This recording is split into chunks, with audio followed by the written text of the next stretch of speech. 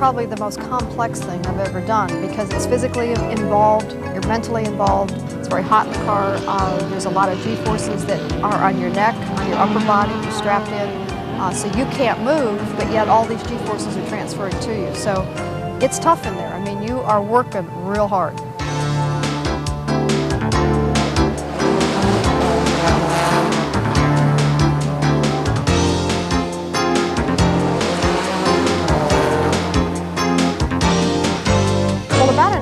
Before the race, I really go through a detuning where I start tuning everything else out, and you're preparing yourself for what in fact you want to accomplish out there. And it's amazing if you really focus and concentrate on something how much better your performance will be.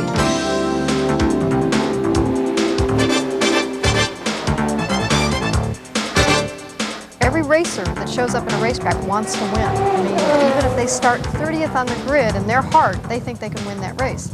So you really need to have that feeling. And if you don't, then you need to analyze what you're doing. If you don't have a plan, when we're ready to go into action, then you're just shooting from the hip the whole time. You're reacting instead of taking action. Well, you can have the best plan of attack and have your strategies all worked out, and then there's going to be guaranteed something that's going to interrupt that plan. 1986, I had the worst crash in the history of the Speedway, Riverside International Raceway, and they said possibly the worst crash that year.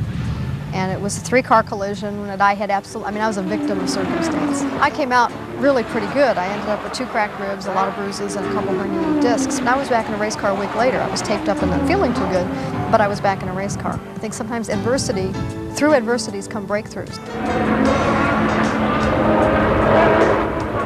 It requires a tremendous amount of persistence, a tremendous amount of patience, and a tremendous amount of repetition, where you go out and you do it again and again and again and again. If you believe what you're doing and have a conviction about it and believe in yourself and have a passion about it, that message is going to be transferred to other people. People are going to catch the fever.